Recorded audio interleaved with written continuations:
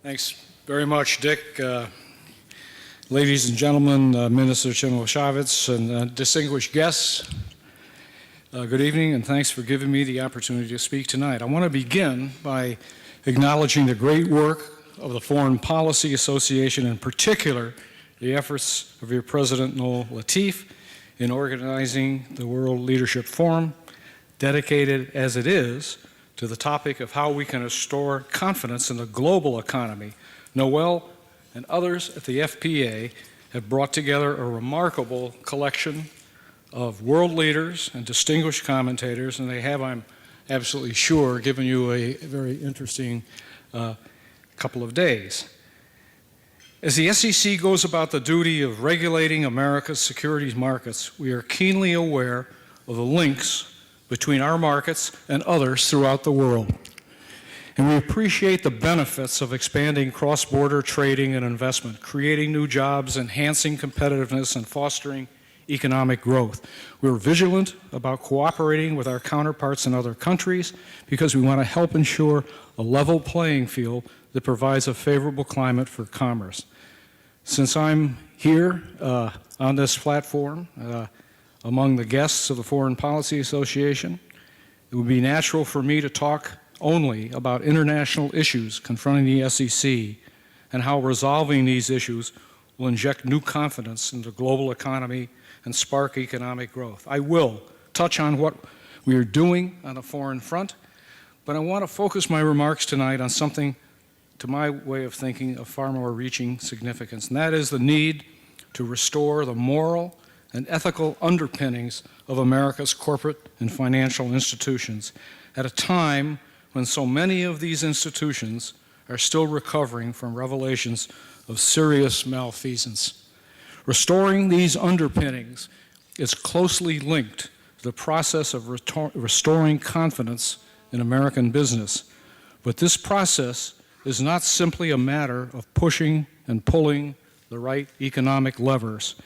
With the United States still in a heightened security environment at home, while also waging a war against terror abroad, policymakers must contend with new fiscal burdens and understandably economic anxiety.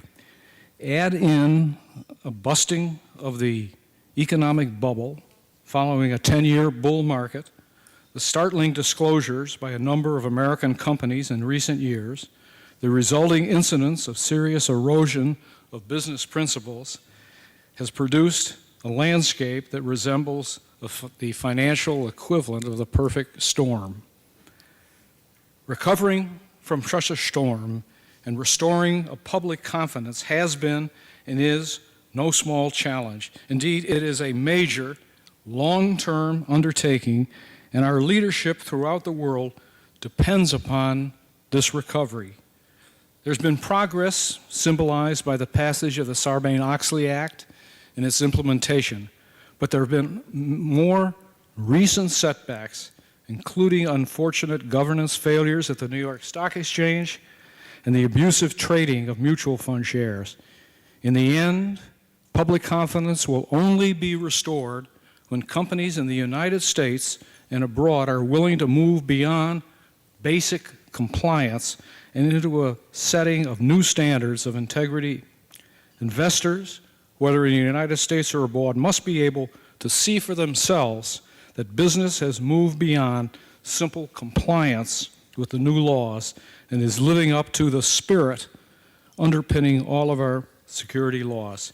Before going any further, I'm obliged to issue the standard disclaimer that the views I express are mine own and do not necessarily represent the views of the Securities and Exchange Commission or our staff. Let me turn to the new responsibilities facing business in a minute, as well as some international issues being addressed at the SEC. But first, I want to quickly summarize the thrust of the Sarbanes-Oxley Act and touch on the SEC's efforts not only to write the implementing rules, but also to enforce them. The sweeping reforms contained in Sarbanes-Oxley address nearly every aspect of our nation's capital markets, including both domestic and U.S.-listed foreign companies, as well as their officers and directors.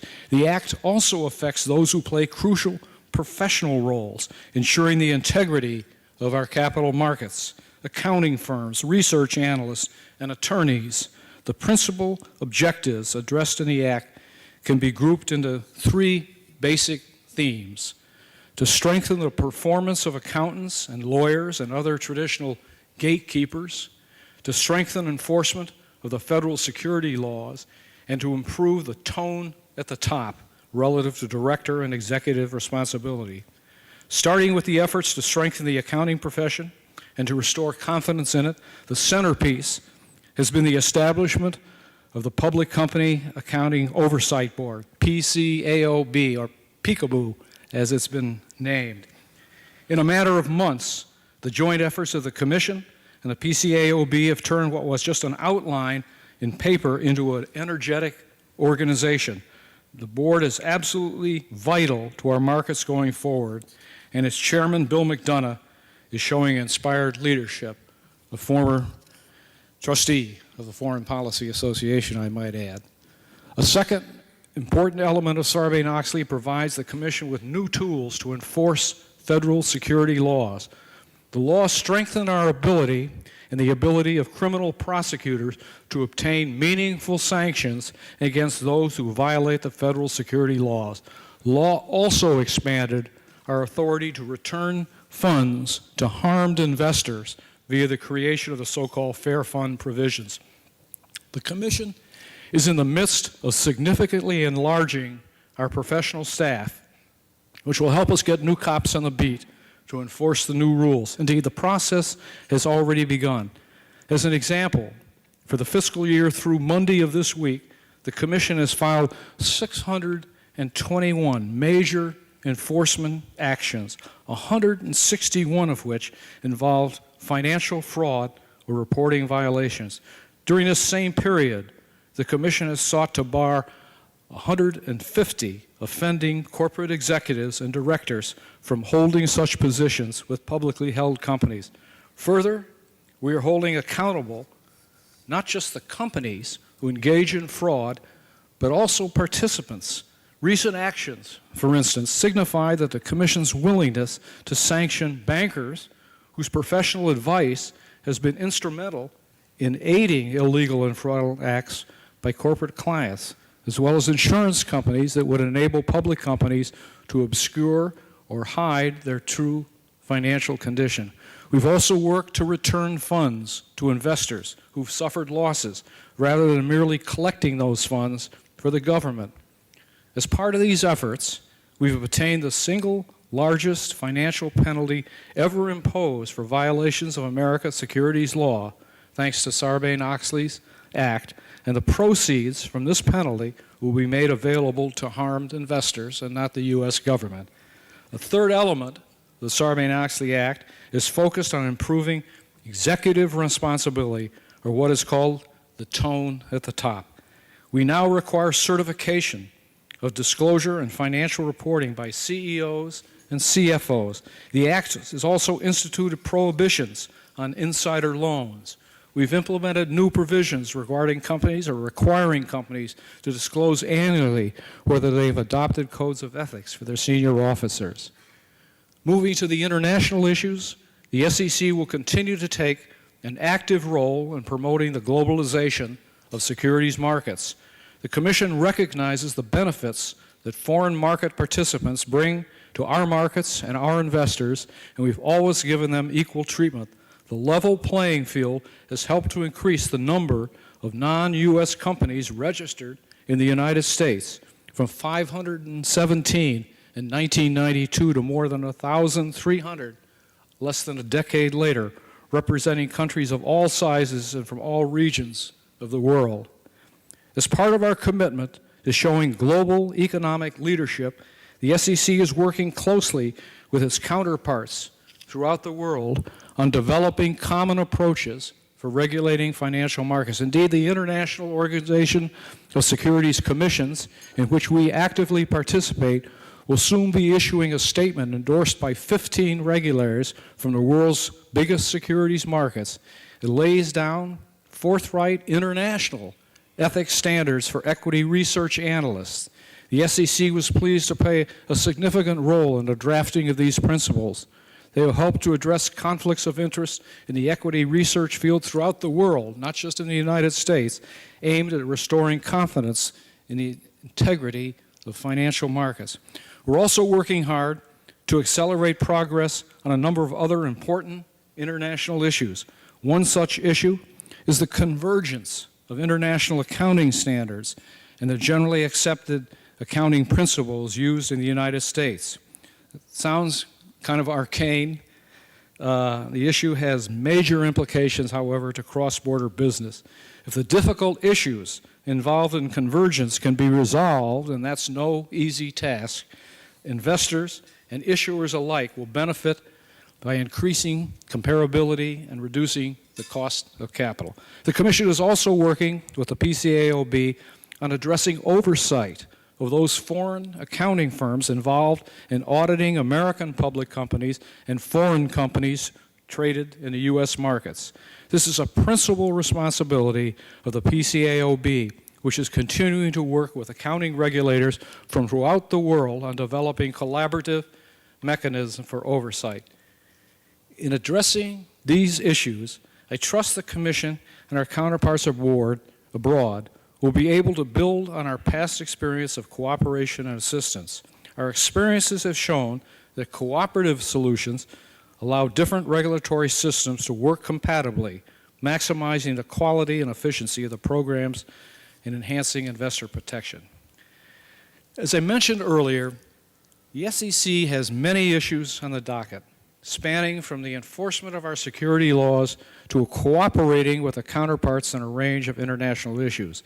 But the most pressing issue facing the SEC today, in my view, is the corporate governance of American companies. I'm pleased that there have been some real improvements, I believe, over the past year, particularly since the passage of the Sarbanes-Oxley Act. But it disappoints me to say that many American businesses still have a long way to go before their corporate governance is at a place that inspires confidence in investors either at home or here. Indeed, a recent Lou Harris poll shows that the percentage of people expressing, quote, a great deal of confidence in big business fell by more than 50% from 2000 to 2003. The amount of venture capital raised this year is projected to be less than last year and nearly 7 times less than in 2001. A small but telling symbol of the corporate corruption overhanging can be found in the New York Times, where in the past 6 months there have been more references to Enron than Intel and Exxon combined. The standing of business as a profession is at an all-time low in the minds not just of investors, but of the general American public at large. This is, my view, a dangerous climate in which to be operating, because until American business has won back the trust of the public in general, and particular investors here and abroad, we will lack the moral authority to help lead an economic recovery and restore confidence in our capital markets. The new mandates contained in Sarbanes-Oxley present bright, red line rules, but I hope that the business community will see these lines as the bare minimum of what they need to do. Because if there's going to be a true restoration of long-term confidence in the U.S. economy and the global economy, compliance for the sake of compliance is a non-starter. What's really needed, in my view, is not more laws, but rather the full engagement of American business leaders in an effort to advance an underlying spirit of reform.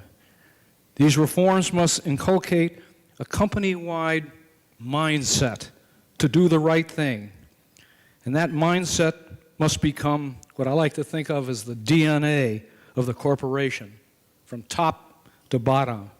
Moreover, if companies treat Sarbanes-Oxley and other measures as opportunities to improve internal controls, improve the performance of the board, and improve their public reporting, they will be better run, more transparent, and more attractive to investors. I know, and you all know, that there are going to be costs associated with stepping up compliance. But those costs must be measured, in my view, against the long-term benefits to each individual business and the economy as a whole. Until corporate America regains and enhances its leadership role in corporate governance and gains the confidence of investors here and around the world, we will be hampered in our ability to exercise global leadership on a range of economic and political issues, and will find it very difficult to promote a long-term economic recovery. I spent many years in and around corporate America, during which time I've seen that we have the world's most creative and most industrious workforce. I've also recognized and believe very deeply that American business is populated by fundamentally decent and honest people. Indeed, these traits provide the foundation of our economic vibrance, and they have for many, many years. We've kind of hit an ethical rough patch, but I'm confident that the men and women of American business can live up to a higher standard, and that they will work together to do so for the benefit of our economy and the benefit of the global economy.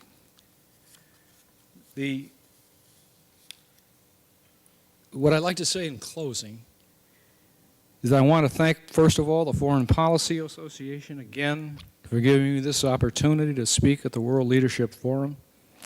Conferences like this provide a valuable opportunity for people to exchange ideas and develop relationships, and they help to sustain our civic culture. It's been an honor to be with you, and I thank you very much. Thank you.